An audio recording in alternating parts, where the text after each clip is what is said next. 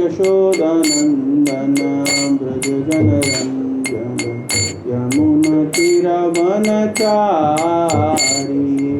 यशोदानंदन ब्रज जन रंजन यमुना तीरवनचारी यशोदानंदन ब्रज जन रंजन यमुना तीरवनचारी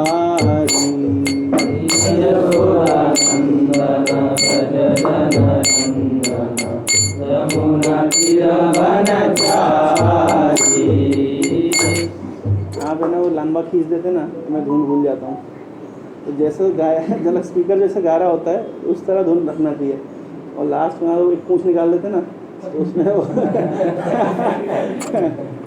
जय राधा माधव कुंज बिहारी गोपी जन वल्लभ गिरिवरधारी जय राधा माधव कुंज बिहारी गोपी जन वल्लभ गिरिवरधारी यशोदानंदन ब्रज जन रंजन यशोदानंदन ब्रज जन रंजन यशोदानंदन ब्रज जन रंजन यशोदानंदन ब्रज जन रंजन यमुना तीरवनचारी यमुना तीरवनचारी जय राधा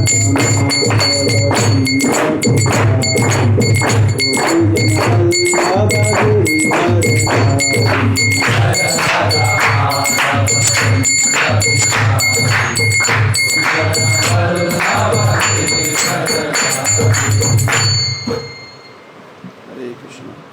ठीक है बैकग्राउंड पूरा परफेक्ट है। धूप आ रही है चलेगा, धूप चलेगा। मतलब ये बैकग्राउंड में मैं बीच में आ रहा हूँ कि नहीं आ रहा हूँ? हैं इतना पैसा खर्चा करके उसको ऐसा हो जाए अभी ठीक है हैं? अब इतना पैसा खर्चा करके वो बैकग्राउंड बनाया है तो यूटिलाइजेशन तो होना चाहिए ना। हरे कृष्णा। तो आज आप सभी का हार्दिक स्वागत है आज के इस रविवारीय कार्यक्रम में, साप्ताहिक क्लास में।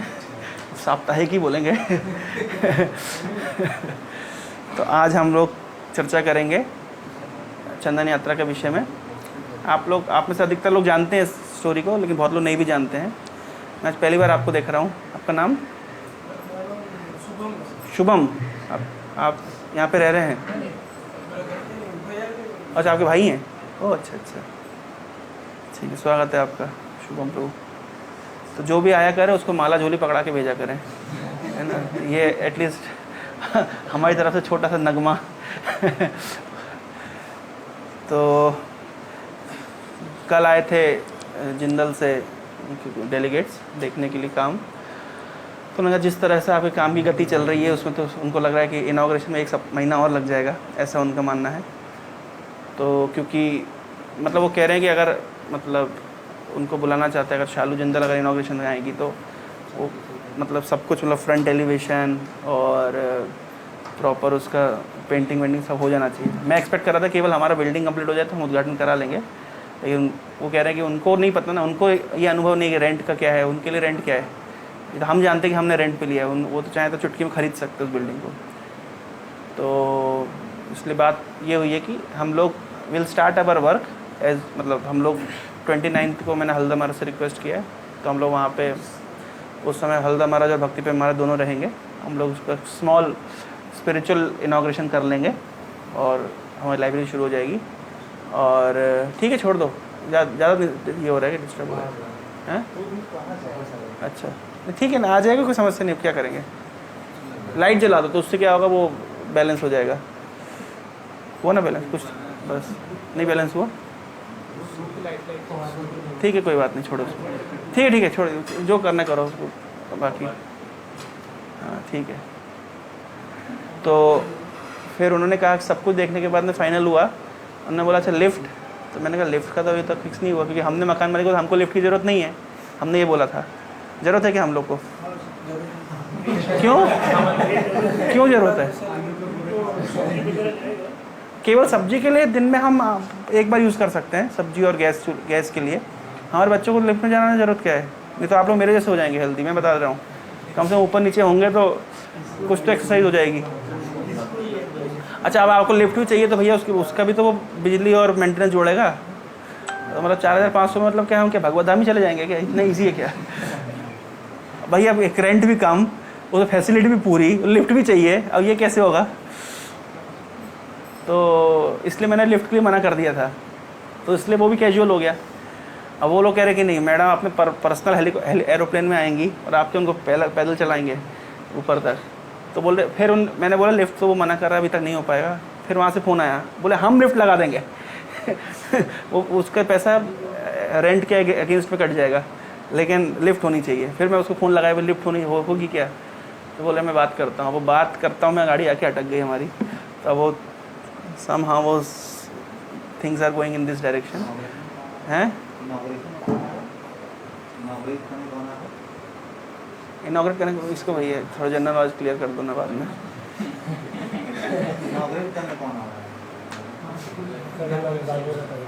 इनॉग्रेट करने कौन आ रहा है? अगर भगवान की कृपा रही तो नवीन जिंदल की वाइफ आएगी। हैं? डांसर मतलब एक उनका एस्पेक्ट है, बाकी जो भी है हम लोग, लेकिन हमने एक्सपेक्ट कर रहे हैं कि इससे अच्छा होता। अगर ऐसा होगा तो उनसे हमारा रिलेशनशिप बनेगा तो सब तरह से अच्छा है। क्योंकि अगर एक्चुअली क्या होता है, दो चीज़ जानना चाहिए। इन्फ्लुएंशियल लोगों के साथ में संपर्क, चैतन्य महाप्रभु तो बोलते थे प्रतापरुद्र महाराज से मिलना नहीं चाहते थे, लेकिन फिर भी महाप्रभु ने प्रीचिंग किसको किया? जितने इन्फ्लुएंशियल लोग थे, सनातन गोस्वामी, रूप गोस्वामी, साकर मलिक, दबीर खास, तो देवर मिनिस्टर्स इन द गवर्नमेंट। वो लोग मिनिस्टर लोग थे। रामानंद राय गवर्नर थे। सार्वभौम भट्टाचार्य मतलब सारे मतलब बहुत सारे सन्यासियों के और मतलब सन्यासियों के गुरु थे और पूरी के टेम्पल मैनेजमेंट के हेड थे। तो इस तरीके से चैतन्य महाप्रभु ने जिसको पकड़ा, आप देखिए दो तरह की प्रीचिंग होती है। एक होती है मास प्रीचिंग, एक होती है क्लास प्रीचिंग। तो मास प्रीचिंग और क्लास प्रीचिंग में क्या अंतर है? मास प्रीचिंग का अर्थ होता है इसमें हम सामान्य लोगों को उनको प्रचार करते हैं, लेकिन क्लास प्रीचिंग करना भी बहुत ज़रूरी है। उसके एक दो पॉइंट्स मैं आपको बताऊंगा। मैं लीक से हट कर जब चर्चा शुरू इसलिए बता रहा हूँ। कुछ दिन पहले 3-4 साल पहले विवेक बिंद्र प्रभु आए थे, तो हमारे मैनेजमेंट से मीटिंग थी। तो उन्होंने एक अच्छा पॉइंट बोले देखिए बाहर की जो संस्थाएं हैं या बाहर सामान्य लोग इस तरह बोलते हैं ना कि आप लोग जन्माष्टमी के दिन वो स्पेशल लाइन क्यों बनाते हैं वीआईपी के लिए? भगवान के सामने तो सब समान है। ये कॉमन क्वेश्चन उठता है ना, सभी के मन में क्वेश्चन उठता है कि भाई आप लोग इतनी भारी भीड़ में आ रहे हैं, लाइन में लगे हुए हैं घंटों, और जो वीआईपी होता है उसको स्पेशल लाइन में जाकर दर्शन करा दिया जाता है। और सबसे पहले मन में क्या आता है? देखो मंदिरों में भी यही होता है ना, मंदिर में भी इस तरह भेदभाव है, भगवान के सामने तो सब समान है, इस तरह बोलते हैं। तो विवेक बिंद्रा प्रभु से एक कॉन्फ्रेंस में किसी ने इस तरह बात बोली, तो उन्होंने बोला कि ये केवल हमारे मंदिरों में नहीं होता है, ये तो टाटा हॉस्पिटल में भी होता है। बोले कैसे होता है? देखिए जो मुंबई के टाटा हॉस्पिटल है, टाटा मेमोरियल हॉस्पिटल कैंसर के लिए स्पेशल, उसमें 2 श्रेणियाँ हैं। एक श्रेणी है जिसमें मास लोगों के लिए इलाज होता है, ऑलमोस्ट मतलब फ्री ऑफ कॉस्ट, और एक श्रेणी है जिसमें क्लास लोगों के लिए इलाज होता है, जिसमें वो बहुत अधिक धन लेते हैं।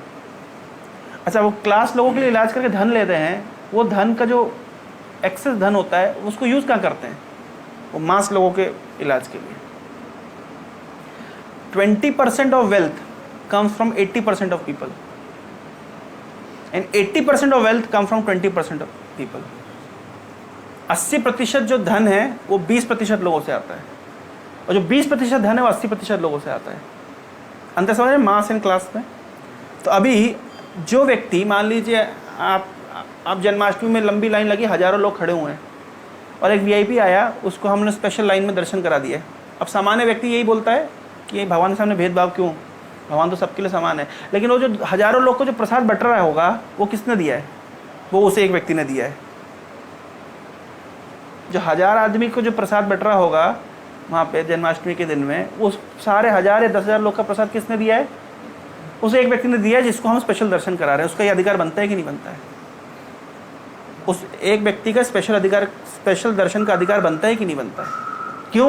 क्योंकि वो इतना बिजी है, उसने अपना समय निकाल करके आया है दर्शन करने के लिए, और उसने जो कंट्रीब्यूशन दिए हैं उससे 10,000 आदमी के लिए हम व्यवस्थाएं कर रहे हैं। तो इसलिए कम बुद्धि वाले लोग क्या बोलते हैं, बोले भगवान के सामने पक्षपात हो रहा है, भेदभाव हो रहा है। जो जेलस लोग होते हैं, एनवियस लोग होते हैं, वो इस तरीके से बातें करना शुरू कर देते हैं, अरे भगवान के सामने सब समान है। देखो मंदिरों में भी ऐसा होता है, मंदिर में भी देखो साधु लोग भी पैसे वालों के पीछे हैं। हाँ हैं, सच बात है, झूठ नहीं है। क्यों झूठ बोले? साधु भी पैसे वालों के पीछे हैं। जैसे उदाहरण के तौर पर समझ लीजिए, प्रभुपाद जी एक बार इस तरह किए। प्रभुपाद जी एक फ़ोटो आया एक जोगी का, वो ऐसे धन को ऐसा कर रहा है, नहीं चाहिए। प्रभुपाद जी कहते हैं मैं ऐसी फ़ोटो खिंचाऊंगा, लाओ सारा धन मुझे चाहिए, हमें चाहिए। इसमें हम आर्टिफिशियल बात नहीं बोल सकते। Yes we want money. मैं तो कहूँगा कि जितना एक सामान्य गृहस्थ को जितना धन नहीं चाहिए, साधु को अधिक धन चाहिए ही। एक सामान्य घर में कितने सिलेंडर लगते हैं आपके घर में एक महीने में?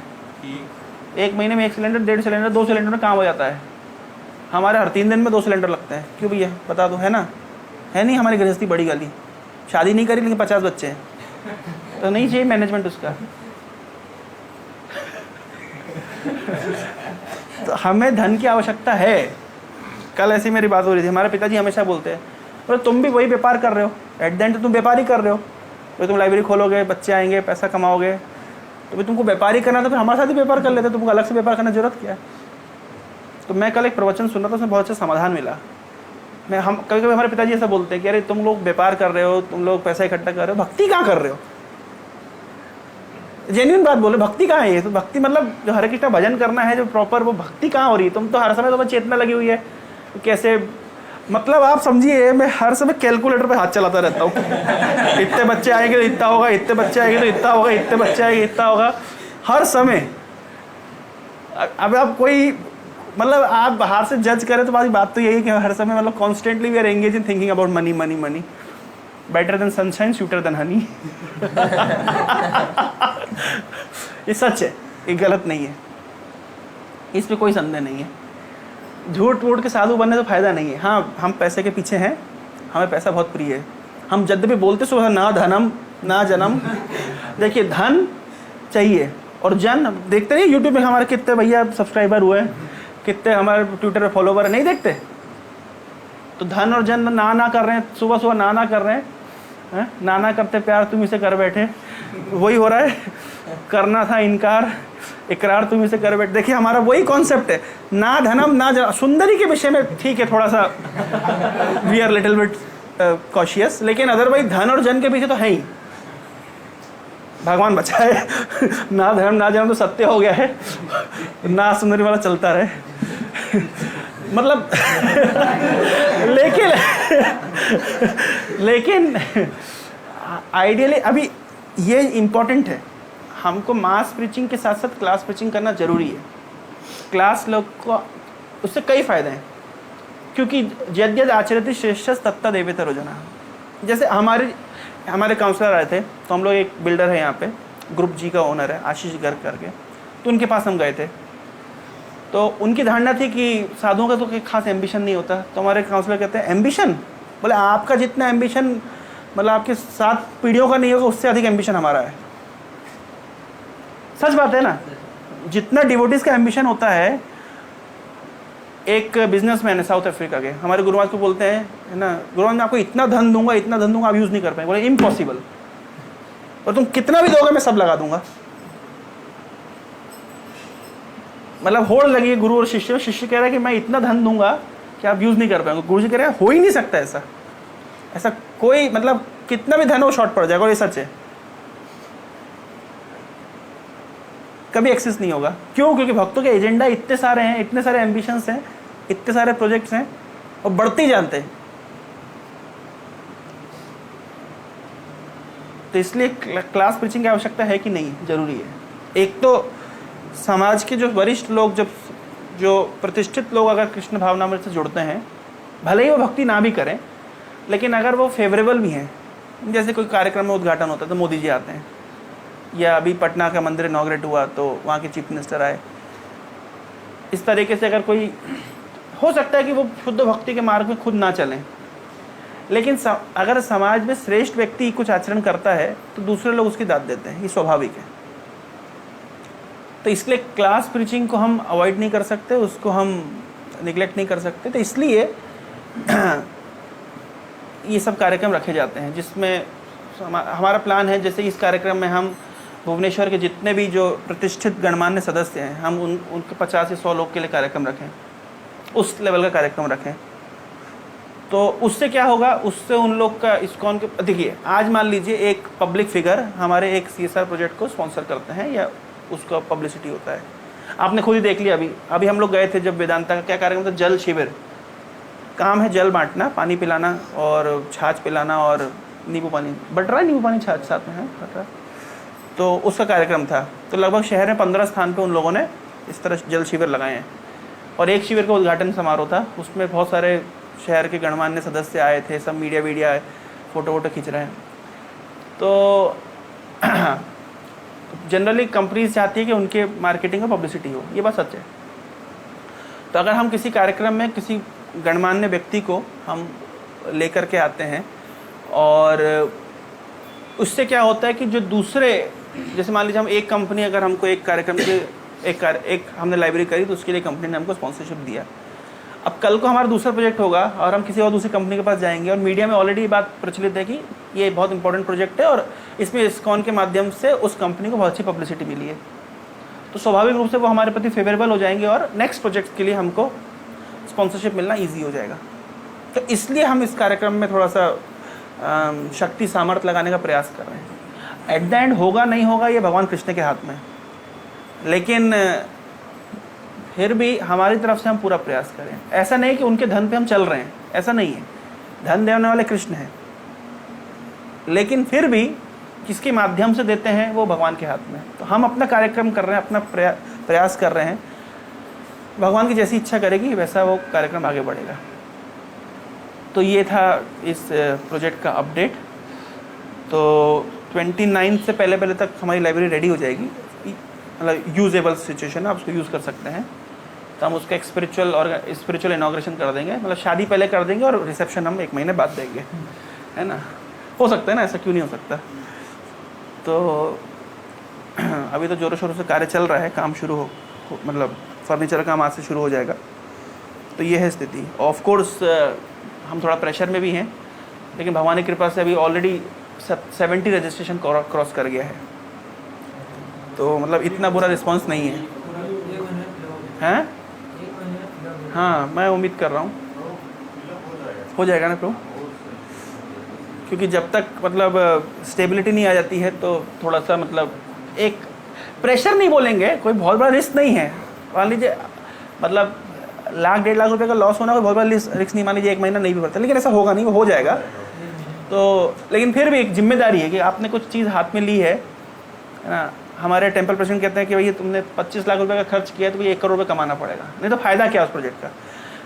मेटेरियल दृष्टिकोण से देखा जाए तो इकोनॉमिक मतलब एक सामान्य बिजनेसमैन जैसे कार्य करता है, तो अगर उसकी उस दृष्टि से देखा जाए तो जितना, हालांकि इन्वेस्टमेंट हमारा फुली डोनेटेड है, ठीक है, लेकिन स्टिल उसको डोनेशन पार्ट को अगर हम भूल जाएं, एक व्यापारी की दृष्टि से देखें तो हमने 25 लाख रुपए इन्वेस्ट किया है तो कितना होना चाहिए, कम से कम 4 गुना तो उसका रिटर्न लाना चाहिए, तो है कि नहीं। तो लगभग 1 करोड़ रुपये उससे कमाई होनी चाहिए। तो अब वो कैसे होगी तो हमको पता नहीं है, और हम सोचे तो फिर हम तो व्यापारी हो गए। फिर हमारे पिताजी बोले तुम तो व्यापार कर रहे हो। इसका समाधान है, मैं कल एक प्रवचन में सुन रहा था, व्यापार कर रहे हैं तो क्यों कर रहे हैं, कैसे कर रहे हैं, उसका पर्पस क्या है, थोड़ा सा कॉन्सेप्ट समझिए। कॉन्सेप्ट ये है किसके लिए कर रहे हैं, क्यों कर रहे हैं, एक कॉन्सेप्ट समझिए। भागवतम का 7वें स्कंद में संवाद हो रहा है युधिष्ठिर महाराज और नारद में। कल मेरी मम्मी से बात हो रही थी तो मैं उनको ये बात हम डिस्कस कर रहे थे कि मतलब क्या एग्जैक्टली फिनोमेना क्या है। फिनोमेना में, और लकीली मैं कल ही वो प्रवचन में सुना, परम पूज्य राधा गोविंद महाराज के प्रवचन में सुन रहा था, तो वो समहाउ लिंक्ड अप हो गया। तो फिनोमेना ये है कि श्रीमद् भागवतम के 7वें स्कंद में चर्चा हो रही है नारद मुनि और युधिष्ठिर महाराज की। और चर्चा कहाँ पे हो रही है, चर्चा हो रही है राजसूय यज्ञ में, जिस यज्ञ में साक्षात भगवान भी बैठे हुए हैं। और उसी यज्ञ में जब शिशुपाल का वध हो गया था, ये घटना उस समय की है।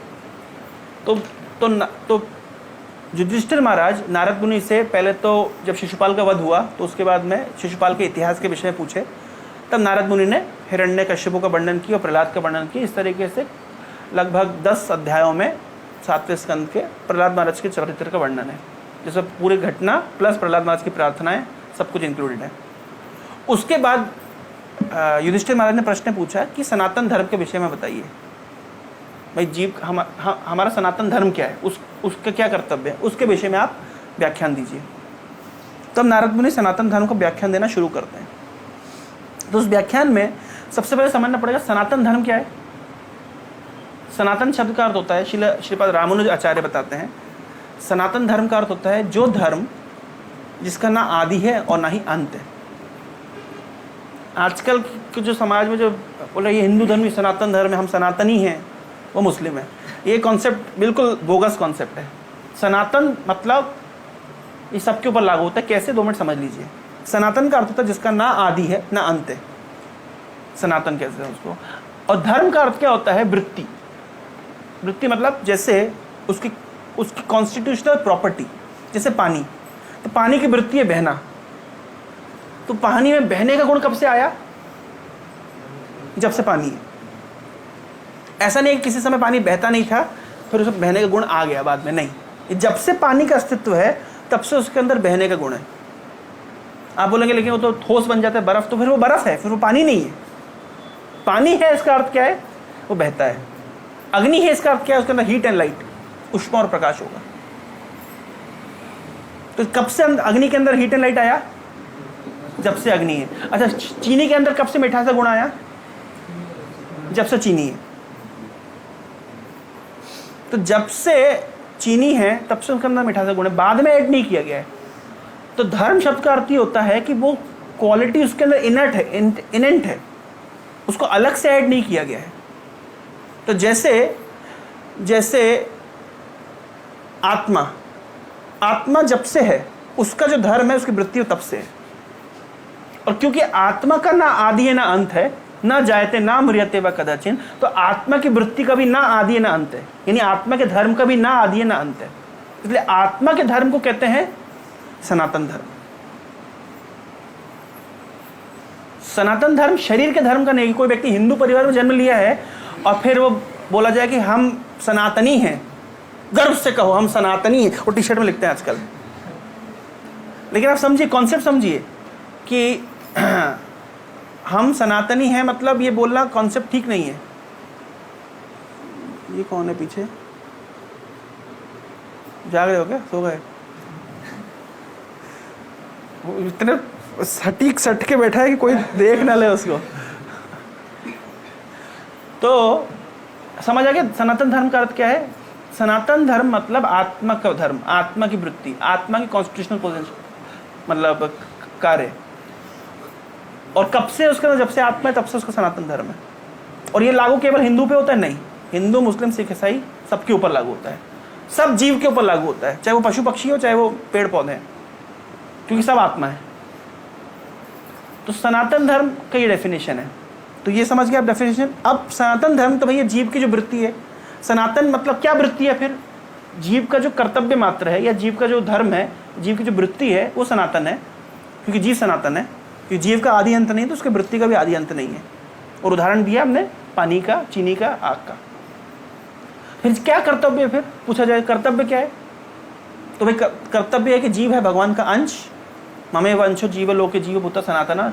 भगवान कह रहे हैं गीता में कि जीव मेरा सनातन अंश है। तो सनातन अंश का कार्य क्या है, अंश का कार्य होता है पूर्ण की सेवा में युक्त रहना। जैसे हाथ का कार्य शरीर के लिए कार्य करना, पैर शरीर के लिए कार्य करता है, आंखें शरीर के लिए कार्य करती है, क्योंकि अंश है।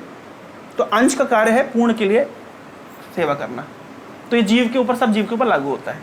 तो सभी जीवों का सनातन धर्म है सवई पुंसाम परो धर्मो ये तो भक्तिर अधोक्षज। अधोक्षज की सेवा में युक्त रहना ही सनातन धर्म है, भगवान की सेवा में युक्त रहना सनातन धर्म है। तो ये हो गया सिद्धांत। इसका प्रैक्टिकल कैसे होता है, इसका प्रैक्टिकल होता है कि सनातन धर्म को प्रैक्टिकल करने के लिए वर्णाश्रम विभाग है। वर्णाश्रम मतलब सोसाइटी को 4 वर्णों में और 4 आश्रमों में बांट दिया गया है। 4 वर्ण कौन कौन से होते हैं? मैं जिससे पूछूं बताना। राकेश पता है 4 वर्ण कौन कौन से हैं? नहीं पता? तुम क्या हो? ब्राह्मण, ये एक वर्ण है। ब्राह्मण, क्षत्रिय, वैश्य और शूद्र, ये 4 होते हैं वर्ण, और 4 होते हैं आश्रम। कौन कौन से आश्रम होते हैं? सबसे पहले सन्यास। आश्रम मतलब स्टेजेस ऑफ लाइफ। पहला स्टेज ब्रह्मचारी, स्टूडेंट लाइफ। सेकंड गृहस्थ, थर्ड वानप्रस्थ और चौथा सन्यास। तो 4 आश्रम, 4 वर्ण और 4 आश्रम। तो 4 वर्ण और 4 आश्रम का विभाजन किया गया है उस सनातन धर्म को प्रैक्टिकली रन करने के लिए। भाई आपने बोल तो दिया कि अधोक्षज की सेवा करना ही धर्म है, ये बात सच है, लेकिन अब उस सेवा को प्रैक्टिकली कैसे समाज में स्थापित किया जाए उसके लिए वर्णाश्रम विभाग है। इसलिए शास्त्रों में लिखा गया है कोई व्यक्ति अपने वर्णाश्रम धर्म को बहुत अच्छी तरह पालन करता है, लेकिन एट द एंड वो अधोक्षज की भक्ति नहीं करता। देखिए पर्पस क्या है वर्णाश्रम विभाग का, कि कैसे व्यक्ति समहाव भगवान की भक्ति में युक्त होए, भगवान की सेवा में युक्त होए। लेकिन कोई व्यक्ति अगर 4 वर्ण 4 आश्रम के नियमों को ठीक से पालन कर रहा है लेकिन वो भक्ति में नहीं लगा है, तो चैतन्य चेतावनी तो एक श्लोक में लिखा है कि वो भैया वो तो नरक में, चैतन्य भागवत में लिखा वो तो नरक में गिरेगा। मतलब कहने का तात्पर्य ये है कि वो पर्पस नहीं समझा है। पर्पस क्या है वर्णाश्रम विभाग का? कि जो सनातन धर्म है जीव का भगवान की भक्ति में युक्त होए, उसमें लगा रहे। और ये जो 4 वर्ण और 4 आश्रम होते हैं ये कैसे होते हैं? ये व्यक्ति की प्रवृत्ति के अनुसार होते हैं। ब्राह्मण, क्षत्रिय, वैश्य, शूद्र, ये किसी व्यक्ति के, हर व्यक्ति प्रवृत्ति के अनुसार होते हैं। प्रवृत्ति मतलब उसका नेचर। भागवत के एक श्लोक में लिखा है कि क्या श्लोक है वो एकादश स्कंद में, श्लोक याद नहीं आ रहा है। कायेन वाचा मनसेन्द्रियैर्वा बुद्ध्यात्मना वा अनुशुत स्वभावात् करोमि यत्तत् सकलम परस्मै नारायण इति समर्पयेत्। कौन बोला? कहाँ से आवाज आई? कैसे बोला? करोमि यत्तत् सकलम परस्मै नारायण इति समर्पयेत्। जो कुछ भी करता है उसको नारायण को समर्पित करना चाहिए। इसमें आया अनुशुत स्वभावात्। भाई नारायण को तो समर्पित करना है सेवा को, कार्य को, लेकिन अब आप हर कार्य नहीं कर सकते। जिस कार्य में आपका जो स्वाभाविक कार्य नहीं है, जो आपका नेचर नहीं है, जो आपका मतलब रुचि नहीं है, आप उस कार्य को इतना बाध्य होकर करोगे, वो इतना थर्ड क्लास क्वालिटी का काम होगा, वो क्या नारायण को आप अर्पित करोगे? जो कार्य आप पसंद करते हो उसको नारायण को अर्पित करने में आपको भी मजा लगेगा और नारायण को स्वीकार करने में उसको मजा लगेगा। तो इसलिए स्वभावगत वर्ण आश्रम का विभाजन है, वर्णों का विशेष रूप से स्वभावगत, कि भैया उस व्यक्ति का कैसा स्वभाव है, उस स्वभाव के अनुसार वो अपना कार्य करता है, उस कार्य को वो नारायण को समर्पित करता है। तो अभी जैसे मान लीजिए हमारा जन्म हुआ क्षत्रिय परिवार में, हम क्षत्रिय परिवार में, लेकिन हमारा क्षत्रिय का कोई गुण नहीं है। जरा गर्मी बढ़ जाता तो हमारा हमसे नहीं सहन होती, बॉडीली डिस्कम्फर्ट हम सहन नहीं कर पाते, जिसका मतलब हम क्षत्रिय है नहीं।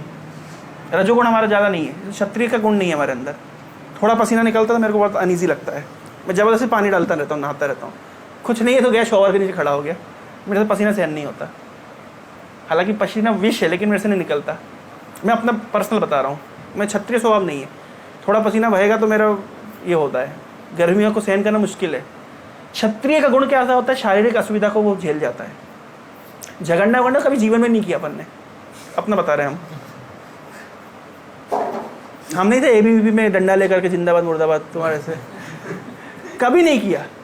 कोई झगड़ा वगड़ना पिट के आ जाए, कभी पिट के नहीं आए। हुआ है कई बार हमारे साथ, कभी झगड़ा नहीं हुआ। तो जब भी हमारे पिताजी बहुत झगड़ा होते, उनके पास आज भी वो रामपुरी, श्यामपुरी, विभिन्न प्रकार के चाकू छुरियाँ रखे हुए हैं, मतलब अभी डिस्प्ले में आ गए हैं।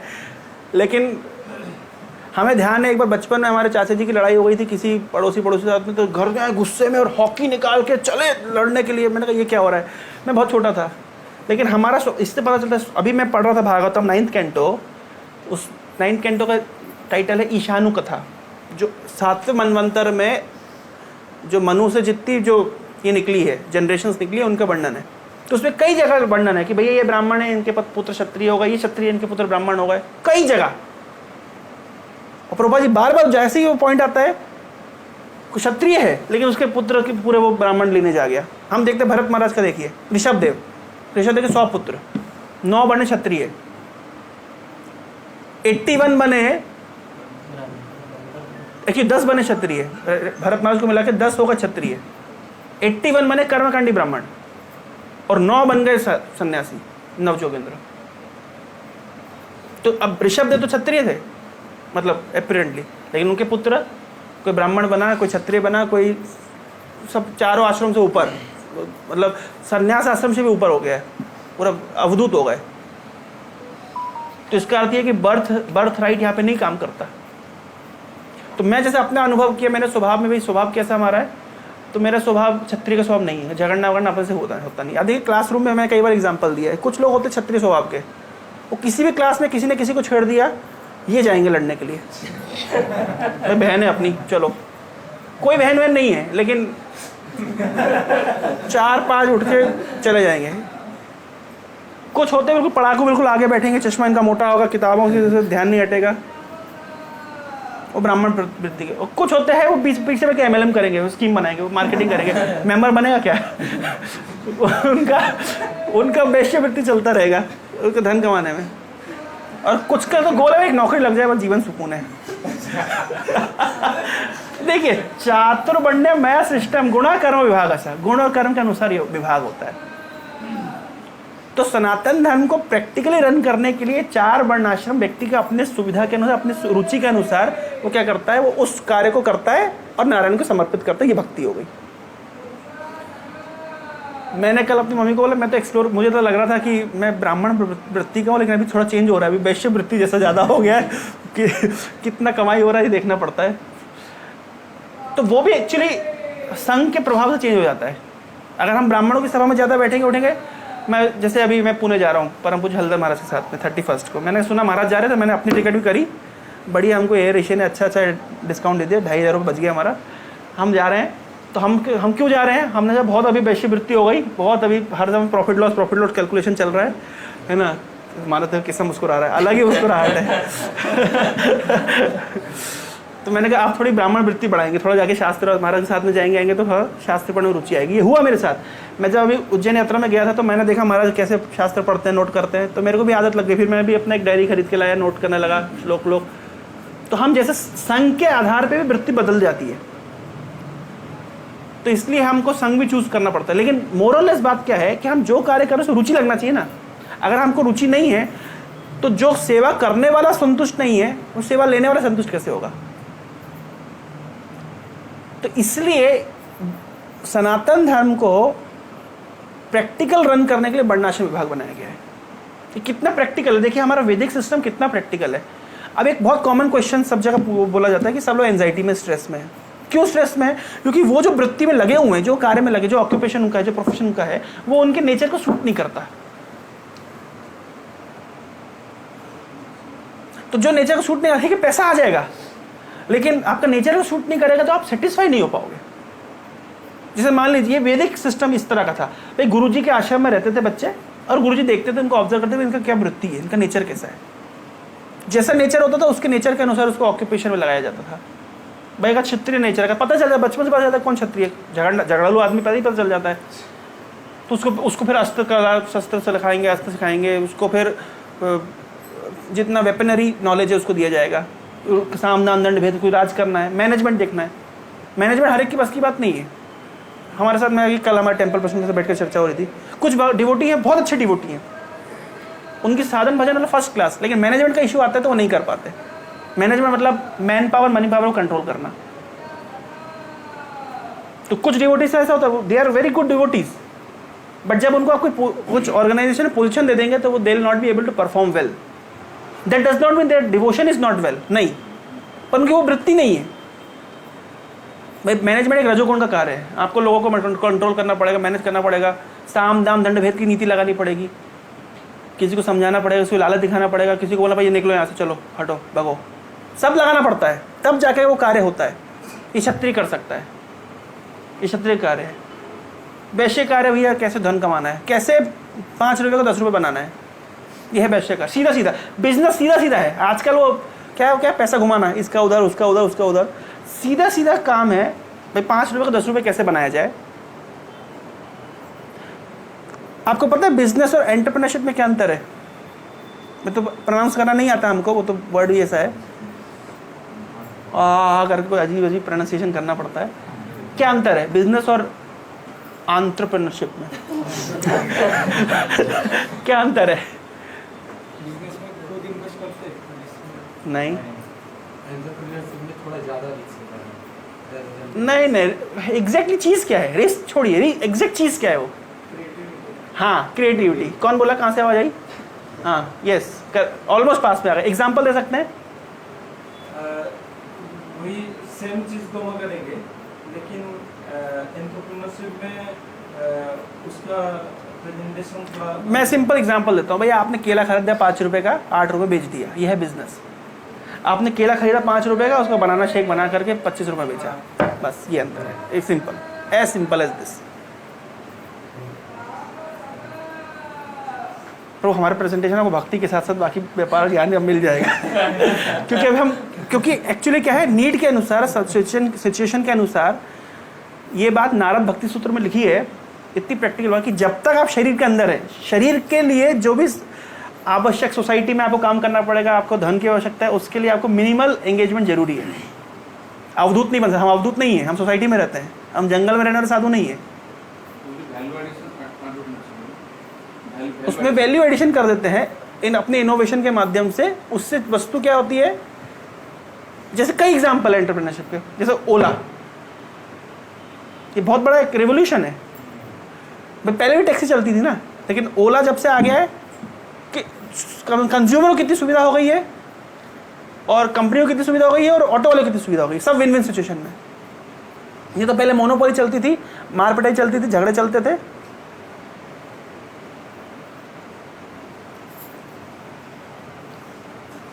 ओला, OLX, ओयो, ये सब क्या है? ये एंटरप्रेन्योरशिप के प्रैक्टिकल एग्जांपल है। ओयो बोले ऐसा लोग अलग ही मुस्कुराहट आ जाती चेहरे पे।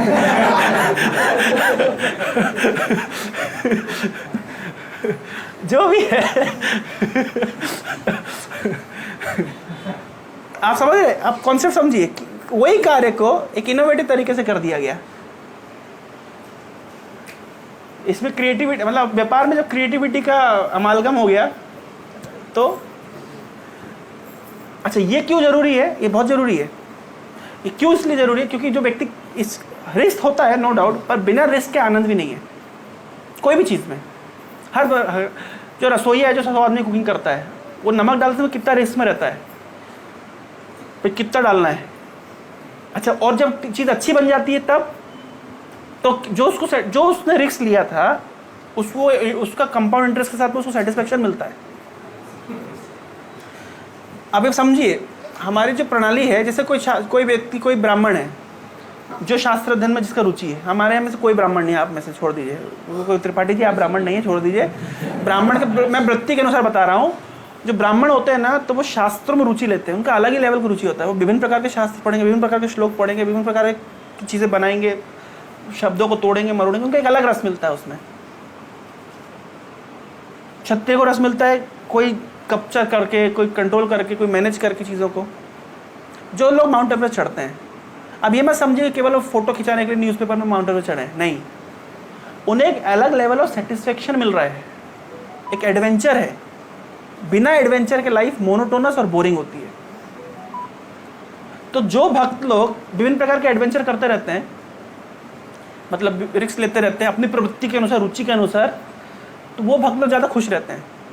और जो कृष्णा कॉन्शियसनेस में डिवोटी, मैं पहले ही बताया था, जो मोनोटोनस लाइफस्टाइल जीते हैं, वो बोर हो जाते हैं एक समय के बाद। ना उन्हें जप में मन लगता है, ना उन्हें कीर्तन में मन लगता है, ना उन्हें अध्ययन में मन लगता है। क्यों? मोनोटोनस हो गया। तो रिस्क लेना बहुत जरूरी है हमारे लाइफ में, मतलब थोड़ा रिलिशमेंट के लिए।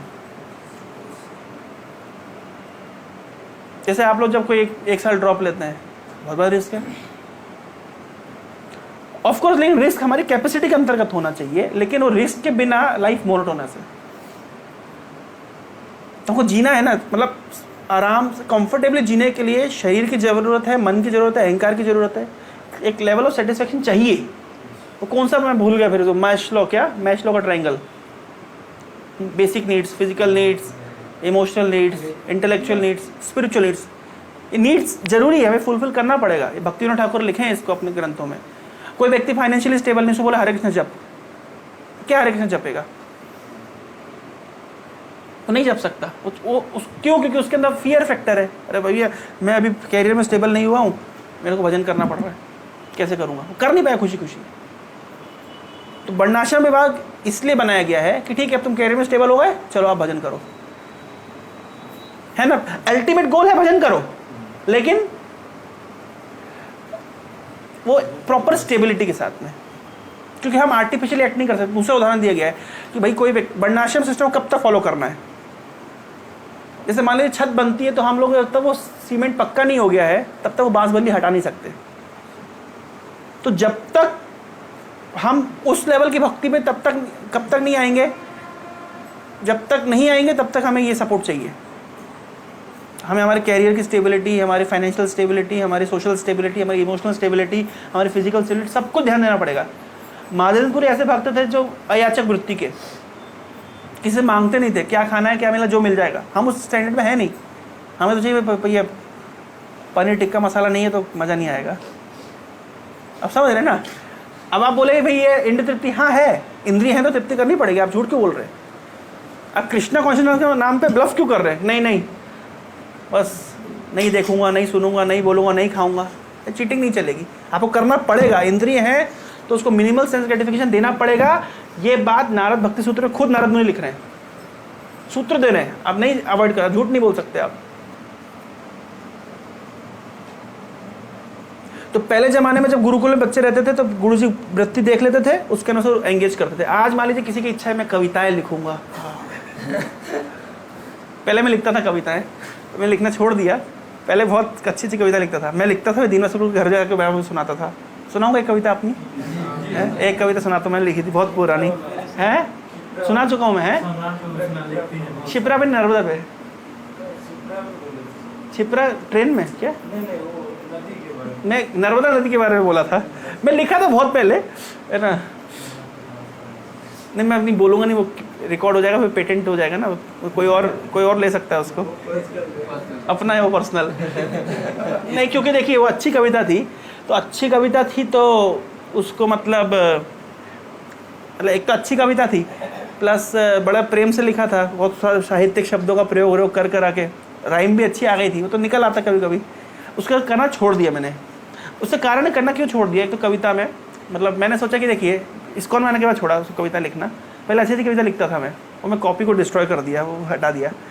क्यों लिखना छोड़ दिया? क्योंकि उसका कारण ये है कि हमारे वैष्णव आचार्यों ने बहुत सारे ऑलरेडी गीत और सॉन्ग दिए हैं। मैं लिखूंगा ना तो मैं एक्सपेक्ट क्या करूँगा? मैं जब कविता, अभी मैं आपको मान लीजिए कविता सुनाऊंगा, मैं एक्सपेक्ट करूँगा वाह वाह बोलिए, वाह बोलिए, वाह, मैं एक्सपेक्ट करूँगा नेचुरली। तो मैं उसको अवॉइड करने के लिए मैं छोड़ दिया कि अगर मैं कविता लिखूंगा फिर मैं एक्सपेक्ट भी करूँगा वाह बिना, क्योंकि भाई क्यों लिख रहा हूँ मैं उस लेवल का भक्त नहीं हूँ। इतनी स्तुतियाँ प्रहलाद महाराज ने की, ध्रुव महाराज ने करी है, भागवत में जैसे मुकुंद माला स्त्रोत है, मैं वो भी तो भगवान को सुना सकता हूँ, अपनी लिख के क्यों सुनाना जरूरत है? तो मैं उसलिए अवॉइड किया। फिर भी देखेंगे समय आएगा तो जरूरत पड़ेगा तो लिखेंगे, लेकिन मैं लिखता था पहले। तो मेरी मान लीजिए कविता लिखने की इच्छा है, पेंटिंग करने की इच्छा है, गाने बजाने की इच्छा है। अब मैं लगाऊँ IT कंपनी में सुबह से लेकर रात तक, फ्रस्ट्रेशन नहीं होगा व्यक्ति को? उसकी रुचि कुछ और जगह पे है, कार्य वो कुछ और कर रहा है, तो क्योंकि उसे कार्य उसकी रुचि के अनुरूप नहीं है इसलिए ही फ्रस्ट्रेटेड। इसलिए अब देखिए समाज में डिप्रेशन के, एंजाइटी के, स्ट्रेस के रेट बढ़ते चले जा रहे हैं, क्योंकि what occupation they are doing. पहले का गोल, पहले का व्यक्ति का, पहले ज़माने में सिस्टम था कि जो व्यक्ति वो जिस ऑक्यूपेशन में है उस ऑक्यूपेशन से उसको एक रस मिलना चाहिए, और वही उसका सेटिस्फेक्शन ही उसका काइंड ऑफ रेवेन्यू है। अभी सोसाइटी कहती थी पैसा ही एक ही मात्र सक्सेस का क्राइटेरिया है, इसलिए व्यक्ति उतने संतुष्ट नहीं। हालांकि अपने प्रोफेशन के माध्यम से जो व्यक्ति सेटिस्फाइड है, फिर पैसा उसके लिए सेकेंडरी होता है, लेकिन पैसा आ जाता है। यह है एंटरप्रेन्योरशिप का एग्जांपल। क्या आपकी रुचि के अनुसार जब आप अपने ऑक्यूपेशन को मोल्ड कर देते हैं तो फिर आप कुछ अर्निंग भी कर सकते हैं, पर कोई ज़रूरी नहीं है कि हो पाए कि नहीं हो पाए, लेकिन सेटिस्फेक्शन में एक इम्पॉर्टेंट एस्पेक्ट है, उसका एक बैलेंस ज़रूरी है। तो हमारे वर्णाश्रम सिस्टम को इस तरह डिज़ाइन किया गया था कि ये प्रैक्टिकल होए, आपकी रुचि, आपका मेंटेनेंस और आपका स्पिरिचुअल कॉन्शियसनेस वो सब बनी रहे। कुछ कह रहे थे आप? रुचि जो होता है प्रैक्टिस करने से आता है कि नेचुरल? नहीं, रुचि नेचुरल है। संग से प्रभावित हो सकता है, कभी कभी बदल भी सकता है, लेकिन रुचि नेचुरल होता है। पढ़ाई तो प्रैक्टिस के बाद आता है ना, तो ये रुचि है कि पढ़ाई जो है ये तो प्रैक्टिस के बाद रुचि आता है, स्टार्टिंग में तो नहीं आता, तो ये नेचुरल तो नहीं है, प्रैक्टिस के बाद नहीं होता। नहीं, पढ़ने की प्रवृत्ति तो हमारी है, नहीं तो कुछ लोग बिल्कुल ही नहीं पढ़ सकते, नहीं बैठा सकते उनको, क्या करेंगे? प्रैक्टिस के बाद तो आ जाता है, टाइम के बाद हाँ, आ जाता है, लेकिन हैं फ्रस्ट्रेशन भी आता है, सही बात है। अच्छा, प्रैक्टिस के बाद अगर पढ़ाई का रुचि आ जाता है तो हर व्यक्ति तो लेकिन टॉप नहीं करता ना, क्यों? लेकिन कंपटीशन एग्जाम में तो ऐसा ही होता है, स्टार्टिंग में अच्छा नहीं लगता है लेकिन बाद में अच्छा। एग्ज़ाम अच्छा लगने से क्या होगा? रिजल्ट भी तो आना चाहिए। मेरा पढ़ाई में बहुत मन है, रिजल्ट नहीं आ रहा है, तो उसका अच्छा लगे क्या फ़ायदा? देखिए, आप जिस चीज़ में समय देंगे तो भाई, ये तो जिसको समय देंगे वो आपसे प्यार हो जाएगा, उसको आपसे, तो सीधा सा हिसाब है। जैसे प्रोजेक्टली क्या था, IT NIT में सारे मतलब सब जो IT का तो IT जाएगा, पर बाकी जो अलग ब्रांचेज जो 80% बच्चे IT में जाते हैं, बाद में पता चला कि जो IT में जाते हैं वो इवेंचुअली छोड़ते हैं क्योंकि उनका रुचि नहीं रहता। बहुत सारे दोस्त हैं जो IT में जबरदस्ती जैसे 6 महीना के लिए IT का कोर्स कर लिया, 6 महीना भाई इम्पेटस क्या था कि मेरी नौकरी अच्छा पैकेज लग जाएगा, 6 महीना भारी परिश्रम कर लिया। आप क्या रुचि है, हो सकता है 6 महीने की रुचि जागृत हो गई, पर लाइफ लॉन्ग करना पड़ जाएगा वो चीज़, उसको फ्रस्ट्रेशन लगेगा, नहीं लगेगा फ्रस्ट्रेशन? वो तो ज़बरदस्ती का है। इसलिए श्रुति को मुस्कुरा रहे हैं, मेरे को मुझे IT कंपनी में जाने के लिए पिछले हफ्ते बोल रहे थे और अब बोल रहे हैं कि लाइफ लॉन्ग कंटिन्यू मुश्किल है। मतलब हम तो सारे एक्सपेक्टेस दे रहे हैं आपको, आपकी रुचि के अनुसार देख लीजिए। एनीवे, तो वर्णाश्रम सिस्टम में ये बोल रहा था कि जो पॉइंट शुरू हुआ था कि हम वैश्यवृत्ति के अनुसार कार्य कर रहे हैं, तो कार्य के लिए वैश्यवृत्ति उस तरह की, थोड़ा रुचि उस तरह का है, खून में उस तरह का है, तो इसलिए वो कर रहे हैं। लेकिन पर्पस क्या है एट द एंड? नारायणेति समर्पित।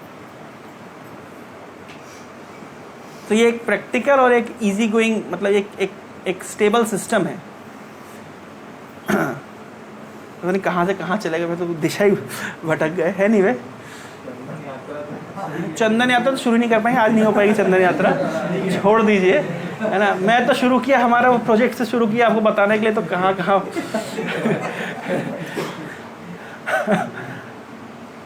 चंदन यात्रा फिर अगले रविवार को ही होगी। और नरसिंह चतुर्थी हम लोग मायापुर में होंगे। अच्छा, ठीक है। तो इसलिए हम थोड़ा सा प्रोफेशन में लगे हैं। आप लोग मत समझिएगा कि अरे प्रभु जी ब्रह्मचर्य होकर के ये सब क्या कर रहे हैं, है ना। एक सस्टेनेबल मॉडल बहुत ज़रूरी है। विदाउट सस्टेनेबल मॉडल कोई भी चीज़, ये कभी कभी क्या होता है, मैं आपको प्रैक्टिकल एक बात बता रहा हूँ। हमारे जो कुछ प्रीचर्स हैं वो एक्सपेक्ट करते हैं कि हमको मैनेजमेंट बस पैसा देता रहे और हम प्रचार करते रहें। तो मैंने हमारे डिपार्टमेंट ने इस सिस्टम को ऑफ कर दिया। मैं ये नहीं होगा। Generate your own money and preach. आप ही कैपेसिटी 10 आदमी को प्रसाद देने की, you generate money for 10 people, प्रसाद दो। आप ही कैपेसिटी है 5 आदमी की, आप 5 आदमी के लिए करो। आप ही कैपेसिटी 500 आदमी, 500 आदमी के लिए करो। जनरली क्या होता है, प्रीचर्स की धारणा होती है कि मैनेजमेंट कष्ट करके पैसा ला के हमको दे और हम उसको मतलब प्रसाद बांट करके उड़ा दें। तो हमारा सिस्टम हमने ये ख़त्म कर दिया। हमने IY भुवनेश्वर ने सिस्टम ही नहीं रखा। मैं कहा नहीं, आप हर व्यक्ति को अपना रिसोर्सेज जनरेट करना पड़ेंगे। आपके हमने स्कीम्स बनाई खूब सारी, अनेक तरीके हैं इनकम जनरेट करने के। आप नित्य सेवा करिए। ये सुधांशु प्रभु जा रहे, जॉब लग गया उनका, तो आप डोनेशन देंगे कि नहीं दिया करेंगे मंथली? बोलना पड़ेगा। आध्यात्मिक जीवन प्रगति करने के लिए मात्र 10% डोनेशन देना चाहिए। 1000 रुपये कमाए तो 100 रुपये, 10 समझे कितना? 10% है ना। वो क्या मास्क लगाया हुआ उसमें तो नहीं दिखेगा। तो ये एक तरीका है।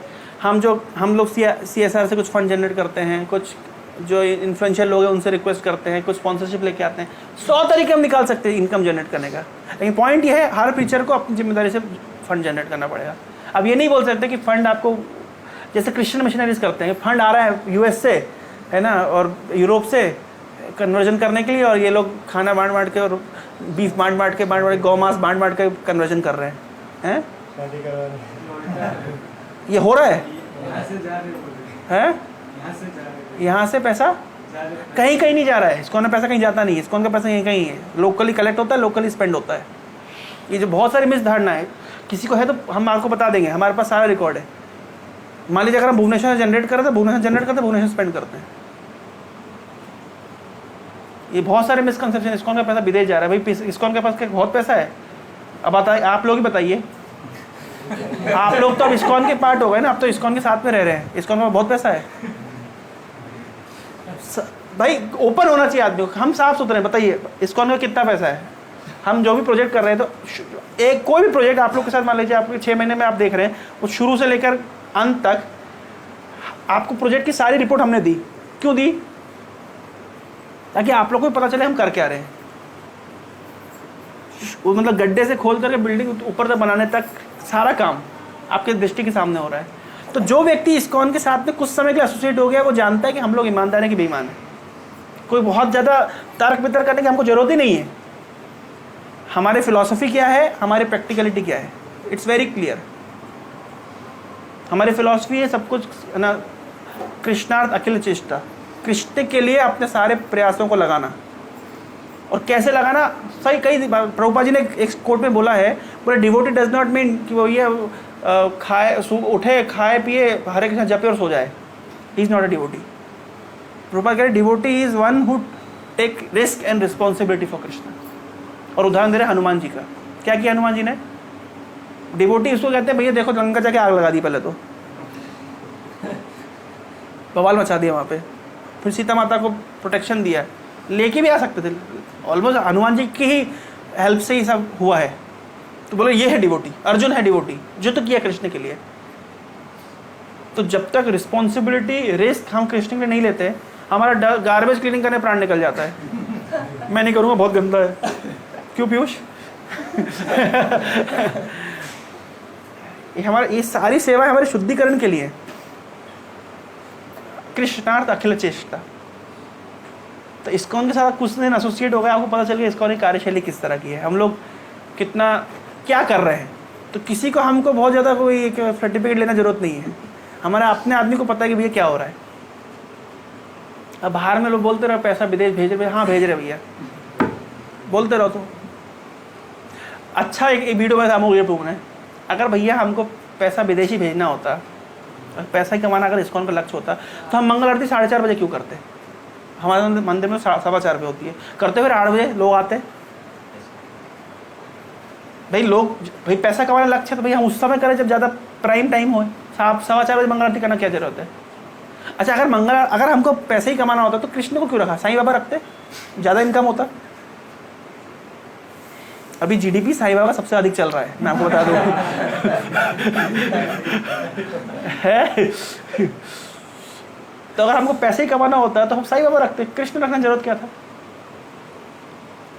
अच्छे तर्क दिए, बोलना पड़ेगा, उनके तर्कों के सामने है। कृष्ण तो उल्टा ले लेते हैं। यस्याहम कौन से भगवान है बताइए शास्त्र में? बाकी सब बोलेंगे, सब देवी देवता बोलेंगे मैं दूंगा, मेरे पास आओ।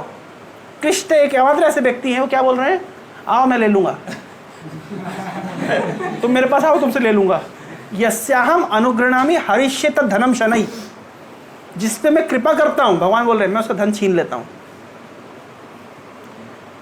फिर आगे बोले, फिर बोल रहे हैं कि जो फिर वो प्रयास करता है धन कमाने के लिए, और उसके सारे प्रयासों को मैं विफल कर देता हूं। डेंजरस। हरि मतलब हरण करने वाले, छीन लेते। बताइए है?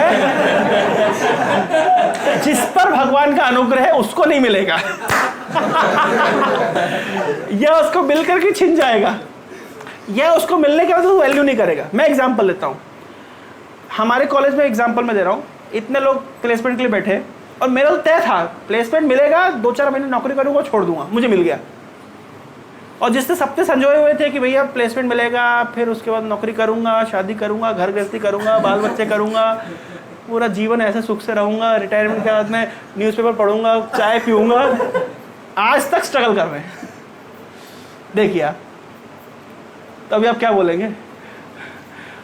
मतलब जिसको बिल्कुल नहीं चाहिए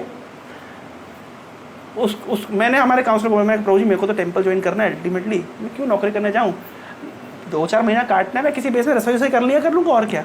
मैंने ऐसा तक ऑफर दिया प्रभु जी को, मैंने बोला, रिक्वेस्ट किया, वो नहीं तुम्हें जाना चाहिए। एग्जाम्पल सेट होता है इससे कि मतलब भक्त लोग मतलब निकम्मे नहीं थे। मैं ऐसा मतलब हमारे प्रभु जी अभी देखिए इनको फुल टाइम डिवोटी बनना है और अभी सरकारी नौकरी मिल गई, ये टेस्ट है इनके लिए। अब ये सरकारी नौकरी फुल टाइम डिवोटी, सरकारी नौकरी फुल टाइम डिवोटी, छोड़ूं रखूं हैं, इनके लिए भी टेस्ट है। टाटा इस्कॉन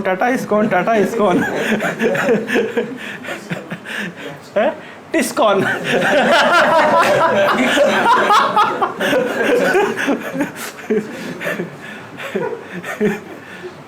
एनीवे तो ये इसलिए हम लोग क्या कर रहे हैं, हम एक और लास्ट पॉइंट हमारे भक्तों के लिए बहुत ज़रूरी है, हमारे मैनेजमेंट को एक समझना पड़ता है। इस्कॉन मैनेजमेंट को, यहाँ आप लोग भी जैसे मैनेज करते बेस को, आपको देखना पड़ेगा कौन सा व्यक्ति किस रुचि का कार्य कर सकता है। सब तरह के कार्य करने वाले हमको लोग मिल जाएंगे, फिर उसको हम उसकी रुचि के अनुसार अगर हम एंगेज करेंगे तो ही विल बी सेटिस्फाइड और उसका प्रोडक्टिविटी भी ज़्यादा होगा। फिर उसके बाद में एक और पॉइंट है जो आप लोग गलती करते हैं और बहुत लोग गलती करते हैं। एक कर्व होता है, एक रेशो होता है। जैसे मान लीजिए आप एक कंपनी में आप इनकम बढ़ा रहे हैं और आप प्रोडक्टिविटी बढ़ा रहे हैं, तो आप देखेंगे इनकम बढ़ रहा है, प्रोडक्टिविटी बढ़ रही है, इनकम बढ़ रहा है, प्रोडक्टिविटी बढ़ रही है। लेकिन एक समय के साथ आप इनकम कितना भी बढ़ा दीजिए, वो ग्राफ क्या हो गया, वो प्रोडक्टिविटी उसे कांस्टेंट हो गई। क्योंकि एक व्यक्ति की एक क्षमता है, आप अब उस क्षमता के अगेंस्ट कितना भी इनकम बढ़ा देंगे तो भाई ये व्यक्ति की प्रोडक्टिविटी नहीं बढ़ सकती, उतनी ही रहेगी। फिर उसमें एक कैटलिस्ट ऐड किया जाता है, वो कैटलिस्ट है appreciation, sense of honour, sense of responsibility, sense of मतलब ये मेरा है, आप उसके अंदर दे दीजिए। फिर उसकी एप्रिसिएशन बढ़ाने से, सेंस ऑफ रिस्पॉन्सिबिलिटी बढ़ाने से अपने आप क्या होगा, उसकी प्रोडक्टिविटी और बढ़ जाएगी। तो पहले कंपनियों में कॉर्पोरेट में नियम था कैच डूइंग रॉन्ग। अगर आप कुछ गलत कर रहे हैं तुरंत आपको पड़े गलत कर रहे हो। तो जैसे ऐसा कैच डूइंग रॉन्ग से क्या हो रहा था, वर्क कल्चर इतना बर्बाद था कि व्यक्ति मतलब एग्जॉस्ट हो जाता था, कुछ भी करेगा और डरता रहेगा, मैं कुछ गलत कर दूंगा तो मेरे को तुरंत नोटिस आ जाएगा या मेल आ जाएगा या XYZ। इस तरीके से जो एम्प्लॉयज थे they were not satisfied, they were not happy. तो फिर क्या किया गया, कैच डूइंग राइट कॉन्सेप्ट है। अब आप क्या कर रहे हो, उसको तुरंत ग्लोरीफाई करो, वाह अरे वेरी गुड, बहुत अच्छा कर रहे हो। थोड़ा भी अच्छा किया उसको ग्लोरीफाई किया, उससे क्या होता है, उसको सेंस ऑफ अब एक एप्रिसिएशन मिल रहा है, वो खुश रहेगा उस कार्य में, उसकी प्रोडक्टिविटी बढ़ती रहेगी।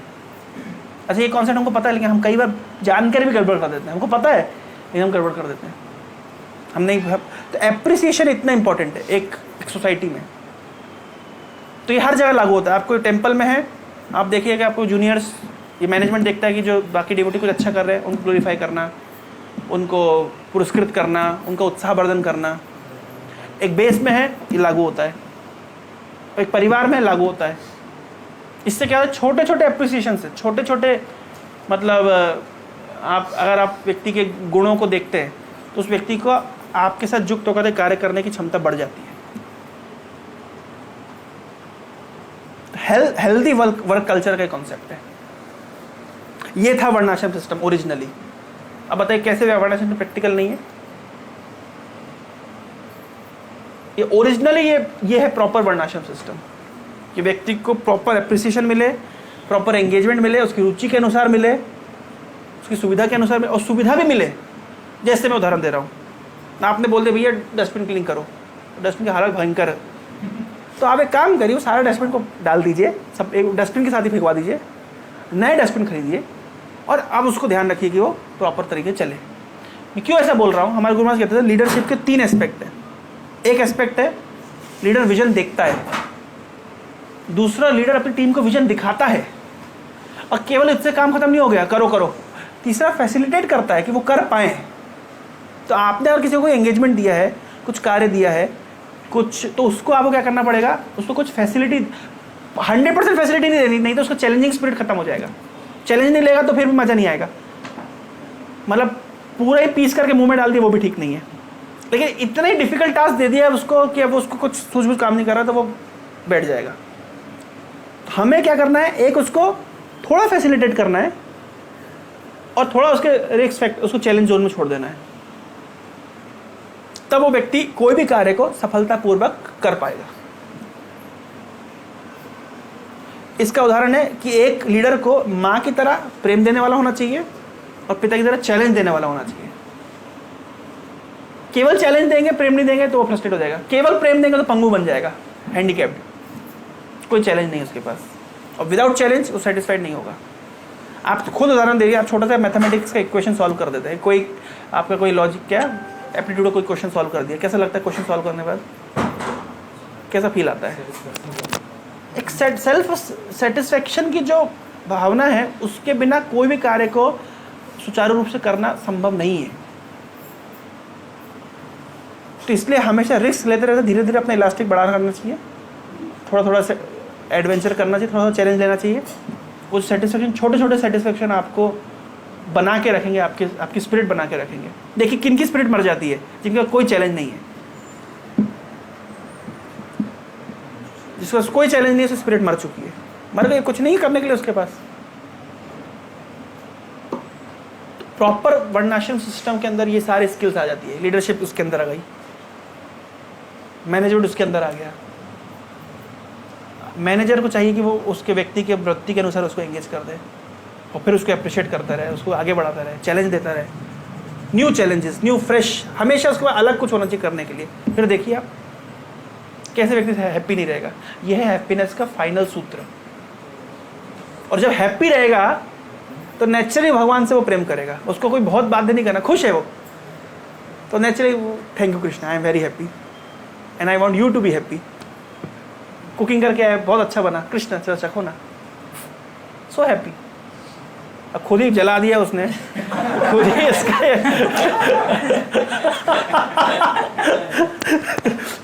देखिए कृष्णा कॉन्शियस कितना प्रैक्टिकल है, भक्ति कितनी प्रैक्टिकल है। ये जीव के नेचुरल, ये प्रैक्टिकल क्यों है? क्योंकि नेचुरल है, ये वृत्ति है हमारी। जैसे मछली के लिए पानी प्रैक्टिकल है, नेचुरल है, उसके लिए कुछ, उसको कोई चेष्टा नहीं करनी है। तो जीव के लिए भक्ति नेचुरल है। तो जितना हम नेचुरल तरीके से उसको स्वीकार करेंगे उतना हम सुखी रहेंगे। अब मार मुसलमान वाले भाग करना पड़े, मारना पड़ेगा, मैनेजमेंट को वो भी करना पड़ता है, लेकिन अपने आप को भी बहुत मारना जरूरत नहीं है। अपने नेचुरल वृत्ति खोजिए, नीचे धीरे अपने आप एंगेज हो सकते हैं। हरे कृष्णा। तो मैं आज चंदन यात्रा में हम लोग एंट्री कर ही नहीं पाए, कोई बात नहीं। अपने दिल की बात, मन की बात, क्या वो तो मोदी जी की मन की बात, तो मन की बात संडे निकलती है। मेरा कजिन कहता है कि जब तक कैमरा चालू नहीं है तुम मुंह से आवाज़ ही नहीं निकलती है आजकल। तो चंदन यात्रा फेस्टिवल चल रहा है, ये अगले और 17-18 दिन चलेगा। हर शाम को 7 बजे भगवान बाहर आते हैं और पालकी में घूमते हैं, उसके बाद नाव में घूमते हैं, फिर पालकी में घूमते हैं, फिर चले जाते हैं। बाकी आप लोग के लिए नृत्य के कार्यक्रम चल रहे हैं, गाने के कार्यक्रम चल रहे हैं। तो कभी कुछ थोड़ा बोरिंग लगे लाइफ, कॉम्पिटिटिव पढ़ पढ़ के, तो बीच में आकर के मन रिफ्रेश कर लीजिएगा। कृष्ण बलराम को देख के मन रिफ्रेश करिएगा। नहीं तो रिफ्रेश के तो और भी सोर्सेज वहाँ पे है, लेकिन थोड़ा फोकस्ड रह करके रिफ्रेश करिएगा। हरे कृष्णा। तो समय हो गया है, एज यूजुअल एक पॉइंट बोलना पड़ेगा क्योंकि हमारा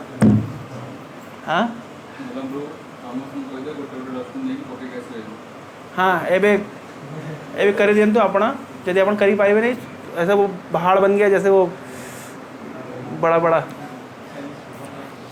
ठीक है, एक पॉइंट से शुरू करेंगे। कहाँ से शुरू करें? इधर शुरू करेंगे, इस दिशा से, इधर से जल्दी बोलिए, खत्म करें। आपने बताया प्रभु जी सनातन धर्म के बारे में। तो सनातन धर्म जिसका रावण विचार के ने बताया कि जिसका ना आदि है ना अंत है। तो सनातन धर्म एक्चुअली आत्मा का धर्म है, इस शरीर का धर्म नहीं है।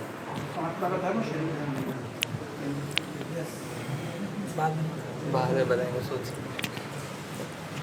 सनातन धर्म आत्मा का वृत्ति है। सनातन धर्म का कोई आदि नहीं और कोई अंत नहीं। 4 वर्णाश्रम है और हमारा वृत्ति के देखकर वो 4। हमारी वृत्ति को देखकर थैंक यू प्रभु। हरे कृष्ण। वो जा रहे हैं आप लोग, पता है? हैं? मिठाई दिए थे? कौन सा मिठाई? गुलाब जामुन देते थे, सबको? गाजर हलवा देते। अच्छा, गुलाब जामुन और गाजर हलवा। जय जय अकेले अकेले आप लोग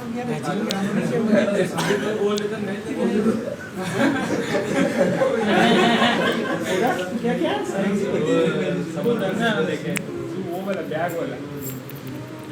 अच्छा बेटा, वो तो एक बांटने वाला मैं उसको रख दिया था। हाँ हाँ, नहीं तो मेरा क्रेडिट वो ले जाता बांट बांट के। मैंने भैया आजकल बहुत यस हमारा जो एंगेजमेंट है वो हमारे लाइकिंग के हिसाब से होना चाहिए, जो हमारे रुचि है जिसमें। लेकिन हम मान लीजिए नहीं हुएला तो नहीं करेंगे, ये भी नहीं हो सकता। उसको भी क्लियर कर दें। नहीं तो भैया ऐसा हो तो फिर अभी कोई मान लो सेवा दी मैनेजमेंट ने, बोले नहीं मेरा रुचि नहीं है इसमें, तो यार ये तो मैनेजमेंट और परेशान हो जाएगा। नहीं तो उसके लिए एक कॉन्सेप्ट दिया गया है, एक बैलेंस होना चाहिए। मैंने पहले ही बताया, things that we like to do, things that we have to do and things we have been asked to do. इसका एक बैलेंस होना बहुत ज़रूरी है। अगर वो बैलेंस नहीं होगा तो सिस्टम नहीं चलेगा। जैसे बहुत सी चीज़ें मुझे पसंद नहीं है करना, लेकिन फिर भी करना पड़ेगी। जैसे अभी आप शादी कर लेंगे और उसके बाद में पत्नी का तबीयत खराब हो जाएगा, आपको रसोई करना नहीं आता है, फिर भी करना पड़ेगा, यस और नो? तो फिर आप क्या बोलेंगे, नहीं मेरी रुचि नहीं है, तो क्या भूखे रहेंगे? इसका मतलब है कि लाइफ में कभी भी हर चीज़ आपकी रुचि के अनुसार हमेशा हो, ऐसा नहीं है। पर ऐसा भी नहीं कि आप हर काम बिना रुचि के ही करेंगे तो मोनोटोनस होकर कुछ दिन में फ्रस्ट्रेट हो जाएंगे, वो भी ठीक नहीं है। और हमेशा वही कर देंगे जो कहा गया आपको बस, तो आप रोबोट बन जाएंगे, तो वो भी हो नहीं सकता। तो एक बैलेंस होना बहुत आवश्यक है, ठीक है भैया? ऐसा ना हो कि मेरे लेक्चर पूरा असर कर दे भक्तों पे और मैनेजमेंट परेशान होता रहे हैं। वो बोलेंगे क्या जिसको सेवा देते हैं वो तो मेरी रुचि नहीं है, मेरी वृत्ति नहीं है, मेरा स्वभाव नहीं है। कोई बात नहीं। Yes yes yes. जो चीज़ मतलब हमारा अगर कुछ चीज़ में रुचि है और हम वो नहीं करके अगर जो सिर्फ कुछ भक्ति कर रहे हैं तो वो इंटरेस्ट नहीं वो लगा वो इंटरेस्ट नहीं आता है। तो पहले जो चीज़ में मतलब जो चीज़ हमें भक्ति करने में बाधा दे रही है पहले उसको फुलफिल कर देना चाहिए, लेकिन वो ज़्यादा बुरा चीज़ पे नहीं होना चाहिए। अगर बुरे चीज़ के पीछे अगर का अनर्थ कर दिया, रोको नहीं ठीक है, मतलब फुलफिल कर देना चाहिए का अर्थ ये नहीं है कि भक्ति छोड़ देना चाहिए। आप अंतर समझिए। भाई मेरा कैरियर एक बार स्टेबल हो जाए फिर मैं भक्ति करूँगा, फिर मैं एक बार बस शादी हो जाए उसके बाद भक्ति करूँगा, फिर 2 बच्चे हो जाए उसके बाद भक्ति करूँगा, फिर उसके बाद बच्चों की शादी हो जाए मैं दादा बन जाऊँ फिर भक्ति करूँगा। फिर ये तो ऐसा नहीं बोला मैंने।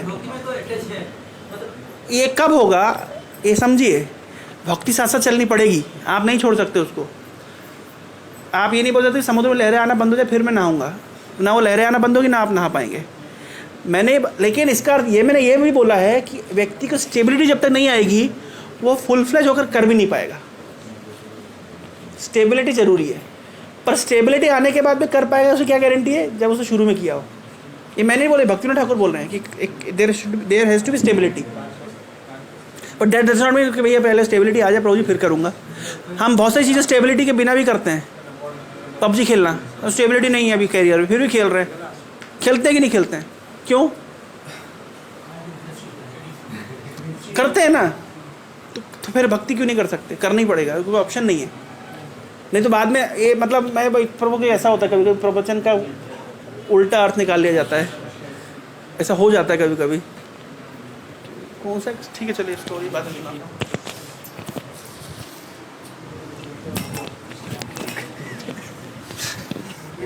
सनातन धर्म में 4 वर्ण होते हैं, ब्राह्मण, क्षत्रिय, वैश्य, शूद्र, और ये धर्म सभी के नेचर और पर्सनालिटी के हिसाब से डिसाइड होता है, ना कि कास्टिज्म से। एक लीडरशिप का क्वालिटी ये होता है कि वो विजन देखता है और विजन दिखाता है, और माँ और बाप का दोनों का एक्ट प्ले करता है। माँ जिसका प्रेम देता है, और फादर जो है थोड़ा बहुत चैलेंजेस देता है जो कि उसको एक अच्छा इंसान बना सके लाइफ में। तो दिस इज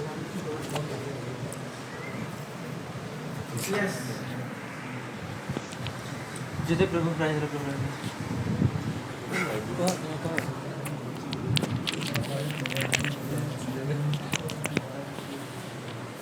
जैसे पानी शुरू हुआ है उसका धर्म है बहना, और चीनी का धर्म है जब से शुरू हुआ है वो मीठा लगना। जैसे मनुष्य का धर्म है, उनका आत्मा का धर्म है वैष्णव। वैष्णव, हाँ, एक ही वर्ड कट, बस करेक्ट। आत्मा का धर्म भगवान विष्णु।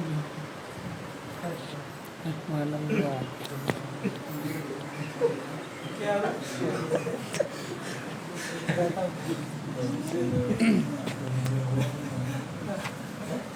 लाइफ में 4 आश्रम होते हैं, 4 आश्रम, ब्रह्मचरी, देन गृहस्थ, वानप्रस्थ, संन्यास। और 4 धर्मों को जिस धर्म में है और उसी धर्म को बहुत अच्छे से निभाना चाहिए। और अगर अच्छे से नहीं निभाएंगे तो अगले धर्म को वो माने अच्छे से नहीं कर पाएंगे। ये तो मुड़िया में बोल दो, हिंदी में आधी बात कट हो गई। जैसे उस दिन आपका डेथ कब है?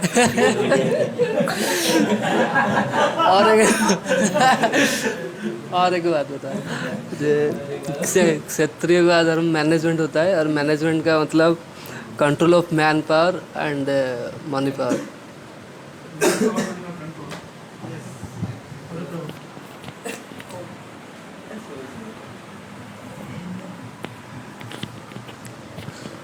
लीडर जो है वो सिर्फ मतलब विजन मतलब दिखाता है और फैसिलिटेट भी करता है, कि तुम ये कर सकती हो और तुम मतलब कैपेबल हो ही करने के लिए।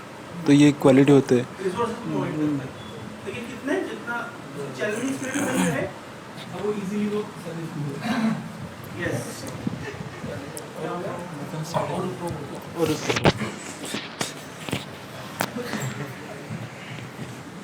तो जी सनातन धर्म हमको कैसे लाइफ जीते वो बताता है, वे ऑफ लिविंग लाइफ,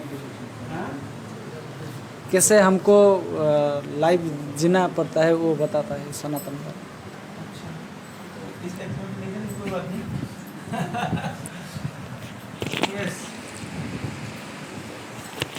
तो कुछ लीडर जो है वो जिसका रुचि जो है वो हिसाब से उसको सेवा देना चाहिए। भैया मैं बता रहा हूँ आज बाद में आपका रुचि के हिसाब से काम आज लेक्चर उल्टा पड़ गया। कल दूसरी तरह का क्लास माध्यम पूरी सेवा भी वो देने वाला था, लेकिन वो पलट इधर आ गया। भैया पहले क्लियर कर रहे हैं, मैनेजमेंट जो सेवा दे करनी पड़ेगी, ऐसा नहीं है। ऊंची साइड में रखिएगा जी, एक फैक्टर है पर ये ऑल एंड ऑल फैक्टर नहीं है। यस, अगर प्रोडक्टिविटी एनहांस करेंगे तो इनकम एनहांस होगा, तो लेकिन एक टाइम के बाद वो प्रोडक्टिविटी कांस्टेंट हो जाता है। तो उस हाँ प्रोडक्टिविटी कांस्टेंट हो जाता है। उस प्रोडक्टिविटी को एनहांस करने के लिए एम्प्लॉय को उसको काम को वैल्यू करना पड़ेगा और उसको वैल्यू करना पड़ेगा। तो इसलिए इससे प्रोडक्टिविटी भी इंक्रीज होगा और इनकम भी फिर से इनकम होगा।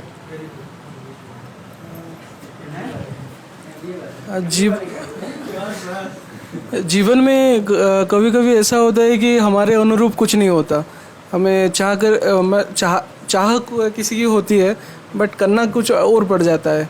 तो उस सिचुएशन में मैंने आपसे ये सीखा कि चीज़ों का आनंद लेना चाहिए, नहीं। आप अगर मैंने एक इंजीनियर बनना चाहते हो बट बन नहीं सकते, कुछ दूसरा काम मिल रहा है, तो उसमें आनंद लेना चाहिए। तो जो एंजाइटी और फ्रस्ट्रेशन है वो थोड़ा मैंने मेंटेन रहता है।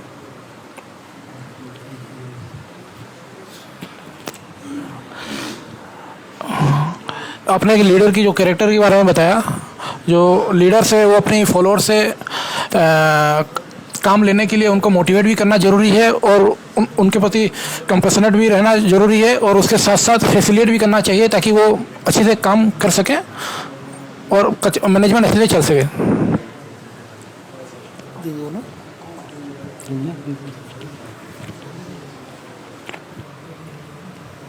लाइफ में धनम भी चाहिए और जन्म भी चाहिए। लाइफ में धना भी चाहिए और जन्म भी चाहिए। सुंदरी में बनाओ।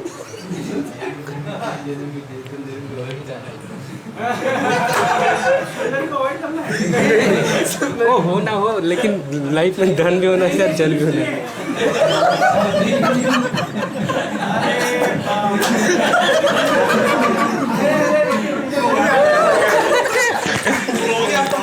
हमने बोला है भैया लाइफ में धनम जन्म है ना, मतलब मैंने कहा था कि भैया साधुओं को धन और जन तो चाहिए होता है ना, उसके बिना तो काम होता नहीं है। सुंदरी अवॉइड करते हैं, आप लोग के लिए सुंदरी अलाउड है ना, लाइसेंस है आप लोग के पास, इतना चिंता मत करिए।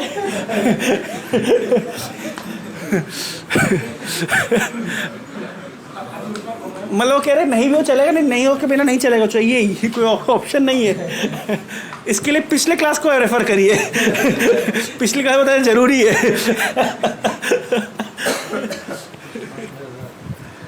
ये रह गया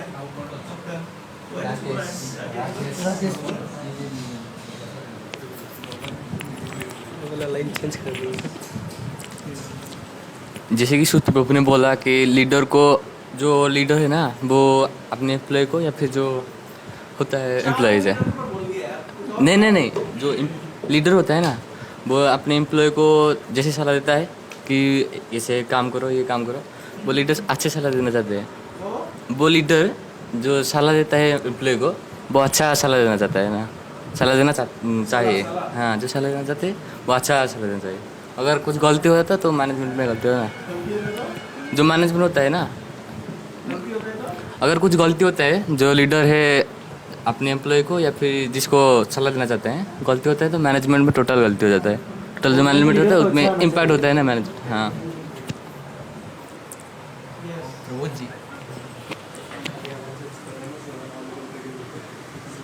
ये आज मैंने ये सीखा कि गुण और कर्म विभाग ऐसे होता है। गुण और कर्म के हिसाब से चूज किया जाता है किसको। और एक सीखा आपने जैसे नारायण सूत्र से बताया, नारायण जी ने सूत्र दिया है, नारद मुनि ने सूत्र दिया है, वहाँ पर नारायणम समर्पितम और अक्लेश चेष्टा वहाँ पर होता है। सूत्र अलग है और ये भागवत का श्लोक है जी। ठीक है। तो वहाँ से सीखे कि एट द एंड नारायण को ही समर्पित करना है, तो अच्छे करके अखिलेश चेष्टा के माध्यम से जो अच्छा है उसको समर्पण करना चाहिए। परफेक्ट है वो समर्पित करेंगे, समर्पण करने में मजा आएगा, लेने वाले को मजा लगेगा नहीं।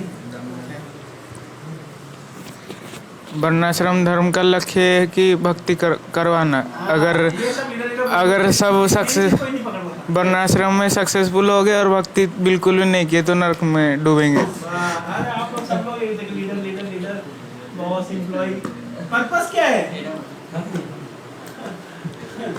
ये तो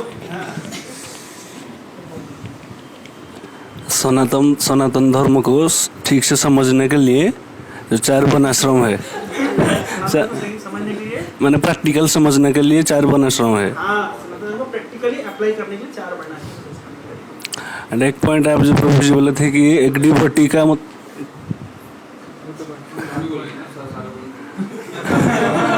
एक डिवोटी का ये नहीं कि सुबह उठेगा, चैंटिंग करेगा, प्रसाद पाएगा, सो जाएगा। मैंने he will become responsibility and challenging. When you will something stress, it will become expand. Devotee केवल खाएगा फिर सो जाएगा और विश्राम हो गया। He'll take risk and responsibility. क्या बोल रहा हूँ? वो प्रभु नारद भक्ति सूत्र का पॉइंट अच्छा लगा कि ऐसे कोई हम प्रिटेंड नहीं कर सकते कि हमको नहीं चाहिए। जितना हमको लेवल ऑफ सेटिस्फेक्शन के लिए चाहिए उतना ले लेना चाहिए, पूछ के ले लेना चाहिए।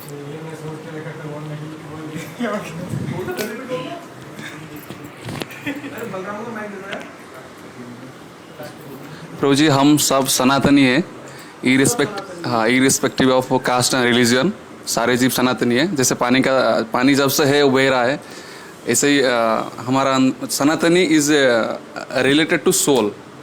हमारा सोल का धर्म है भगवान को प्रेम करना, वो सोल का प्रवृत्ति होता है ऐसे, इसलिए हम सब सनातनी है। वो एक मुसलमान है तो सनातनी है, एक क्रिश्चियन है तो सनातनी है, सारे सनातनी है।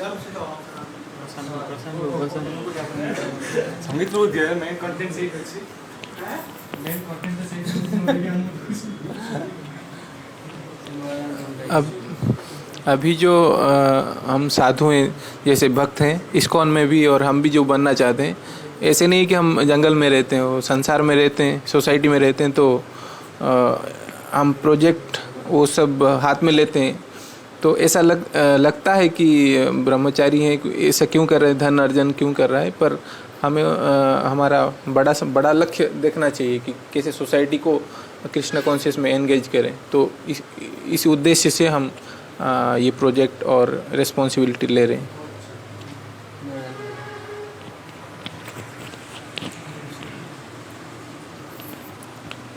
जब पॉइंट बताता है उसमें दो तरह का ये होता है, एक होता है पॉइंट बताना, एक होता है आपको प्रैक्टिकली क्या अच्छा लगा, उसको इस पॉइंट तो दूसरी बार आपको अच्छा लगा तो रिपीट कर सकते हैं, समझ सकते हैं कौन सा पॉइंट आपको स्ट्राइक किया।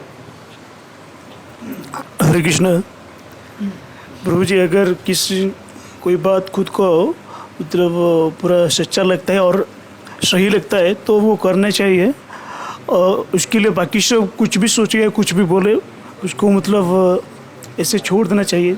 जैसे आपने बोला कि डिवोटीज को पैसा की ज़रूरत होता है, लेकिन बाहर लोग सोचते हैं कि ये डिवोटी बनकर भी इतना पैसे के पीछे क्यों चल रहा है, तो वो सब छोड़ देना चाहिए और जो काम है अपना उसमें लगा रहना चाहिए। और जो रुचि और कर्तव्य की बात जब आता है ना, तब रुचि रहना चाहिए, लेकिन जब कोई काम करना जरूरी होता है तो वो कर लेना चाहिए, भले ही उसमें रुचि हो या ना हो, लेकिन वो कर लेना चाहिए ताकि जो ओवरऑल काम है ना वो ठीक ठाक चले। और हाँ, ताकि बर्डन दूसरे के ऊपर ना आए। तो हरे कृष्णा।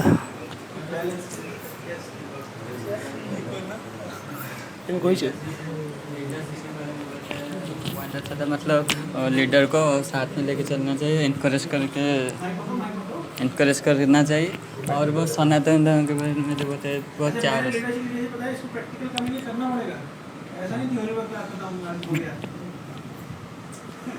भाई कुछ भी चीज प्रैक्टिकल है उसका ज्ञान, उसका वास्तविक अनुभव कैसे होगा।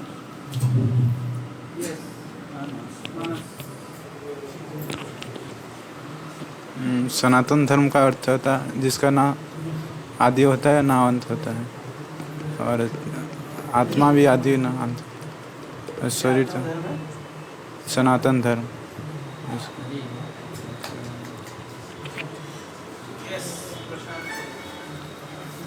जी, आज की क्लास में भी सीखा कि satisfaction is more important then money. और जब हम कुछ कार्य करें उसमें यदि हमारा सेटिस्फेक्शन नहीं उस कार्य में, तो वहाँ पे मनी का वैल्यू उतना नहीं होगा जितना सेटिस्फेक्शन का है। तो जब सेटिस्फेक्शन की बात आता है तो हम जिस कार्य को करना चाहते हैं उसी में उसको फॉलो करें, उसके साथ साथ उस टाइम पर हम रिस्क लेना चाहिए सेटिस्फेक्शन को हासिल करने के लिए। तो वो मैंने सीखा, रिस्क का पॉइंट मैंने सीखा। सारे पॉइंट तो बोल दिए, नहीं बोले लीड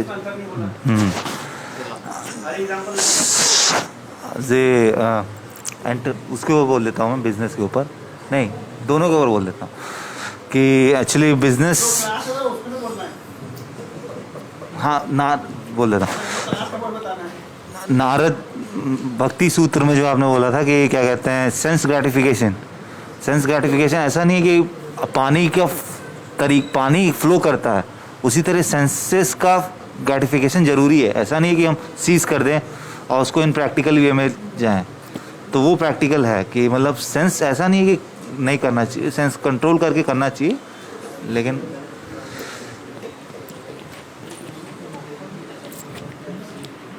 क्या नमाज क्यों पढ़ रहे हो?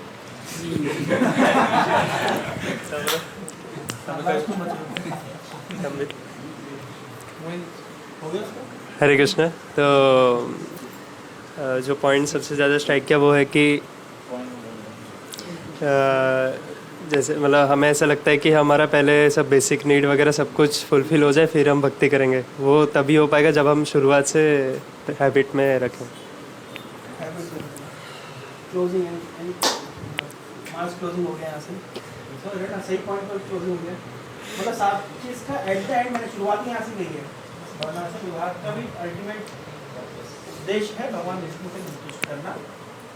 सनातन धर्म को प्रैक्टिकली वर्णाश्रम के माध्यम से किया सकता है, क्योंकि वर्णाश्रम में अपनी रुचि के अनुसार कार्य में जुड़ते हो ना, तो उस कार्य को एट द एंड भगवान को नारायणेति समर्पित करना है। समर्पित नहीं किया सब कुछ होने के बाद में तो फायदा क्या, तो समर्पण तो करना ही है। तो नारायण को, क्योंकि ये जीव की वास्तविक प्रवृत्ति है। मैं घुमा करके लाया, लेकिन आप लोग बीच बीच में से ले लिए कुछ कुछ। जैसे होता है ना, कभी कभी अब गीता में ऐसे ही होता है, वही अपने अपने काम की चीज़ निकाल लेते हैं। मैंने शुरुआत कहाँ से करी, जीव का धर्म है भगवान विष्णु की सेवा, उसको प्रैक्टिकली रन करेंगे, वर्णाश्रम, लीडरशिप, दिस दैट दाय बाय, लेकिन सब कुछ करने के बाद एट द एंड समर्पित, तो समर्पित करें तो साइकिल कंप्लीट होता है। हरे कृष्ण, बहुत बहुत धन्यवाद। गलत तरीके से भी होता है ना, गलत चीज़ों में भी तो होता है, गलत चीज़ों में भी तो सेंस ग्रेटिफिकेशन होता है। वो चीज़ आपके हिसाब से मतलब वो तो चीज़ होनी चाहिए। जैसे किसी को सुंदर गोपाल को बहुत अच्छा एग्जांपल दिए थे बहुत पहले, मैं सुना था, मैं गोड़गांव में था। बोला आप चेन ऐसे घुमा रहे हो, आपका अधिकार है, आपकी फ्रीडम है चेन घुमाने में, पर आपकी फ्रीडम वहाँ तक है जहाँ तक दूसरा व्यक्ति नहीं है। दूसरे व्यक्ति को लग गई तो मतलब आप आपकी फ्रीडम के बाद उसके क्षेत्र में घुस गए, तो आप तो है सेंस ग्रेटिफिकेशन का। भैया तुम शादी करो एक लड़की के साथ में, तुम रहो, तो रोड पे जो चलेगी सबको पकड़ूंगा भैया तो यार ये संभव नहीं है। तो समझ रहे ना, सेंस ग्रेटिफिकेशन मर्डर करके लूंगा भाई, तुम्हारा सेंस ग्रेटिफिकेशन उसका भी है, तुम्हारी फ्रीडम तो उसकी भी है, तो उसको रिस्पेक्ट करना पड़ेगा। मतलब आप चेन घुमाओ अपनी, लेकिन दूसरे को नहीं लगनी चाहिए। कितना प्रैक्टिकल आंसर है हैं? कविता, ये कविता हैं? बंद करो इसको।